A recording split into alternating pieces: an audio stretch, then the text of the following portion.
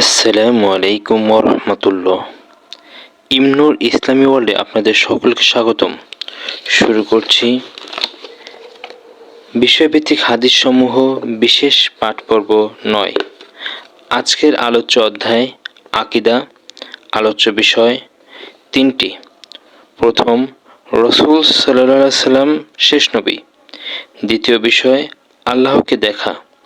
তৃতীয় বিষয়, গায়েব বা অদৃশ্যের জ্ঞান। আউযু বিল্লাহি মিনাশ শাইতানির রাজিম। বিসমিল্লাহির রহমানির রহিম। রাসূল সাল্লাল্লাহু আলাইহি সাল্লাম সর্বশেষ নবী। সহিহ বুখারী হাদিস নম্বর 3535।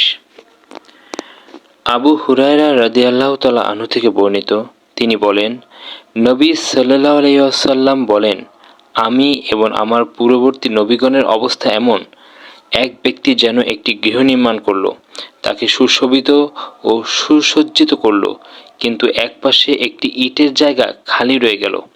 অতঃপর লোকজন এর চারপাশে ঘুরে আশ্চর্য হয়ে বলতে লাগলো, ওই শূন্য স্থানে ইটটি লাগানো হলো না কেন? নবী সাল্লাল্লাহু আলাইহি সাল্লাম বলেন, আমি সে ইট আর আমি সর্বশেষ নবী। দ্বিতীয় বিষয়, আল্লাহকে দেখা। সহিহ মুসলিম হাদিস 7328। আবু হুরায়রা রাদিয়াল্লাহু তাআলা আনহু থেকে বর্ণিত, তিনি বলেন, সাহাবাগণ জিজ্ঞেস করলেন, হে আল্লাহর রাসূল সাল্লাল্লাহু আলাইহি সাল্লাম, কিয়ামতের দিন আমরা কি আমাদের রবকে দেখতে পাবো?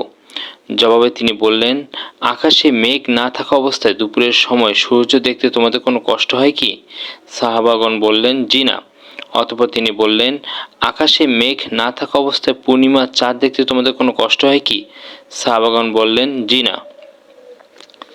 তারপর তিনি বললেন, ওই সত্তার কসম যার হাতে আমার জীবন, চন্দ্র সূর্য কোনো একটি দেখতে তোমাদের যেরূপ কষ্ট হয় না, তোমাদের রবকেও দেখতে তোমাদের ঠিক তদ্রূপ কষ্ট হবে না। আল্লাহর সাথে বান্দার সাক্ষাৎ হবে, তখন তিনি বললেন, হে অমুক, আমি কি তোমাকে সম্মান দান করিনি, কর্তৃত্ব দান করিনি, জোড়া মিলিয়ে দেইনি, ঘোড়া উট তোমার কাছে লাগিয়ে দেইনি এবং সুখ স্বাচ্ছন্দ্যের মধ্যে তোমার পানাহারের ব্যবস্থা করিনি? জবাবে বান্দা বলবে, হ্যাঁ হে আমার রব। তারপর তিনি বলবেন, তুমি কি মনে করতে যে তুমি আমার মুখোমুখি হবে?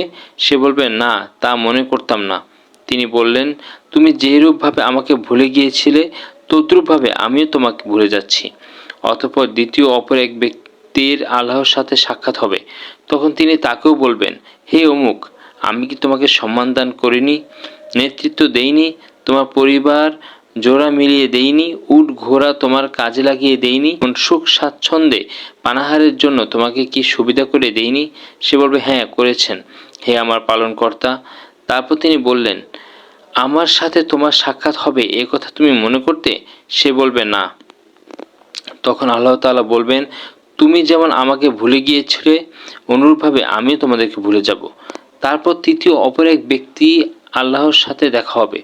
এরপর তিনি আগের মতো অবিকল বলবেন, তখন লোকটি বলবে, হ্যাঁ আমার প্রতিপালক, আমি আপনার প্রতি এবং কিতাব ও রাসূলগণের প্রতি ঈমান এনেছি।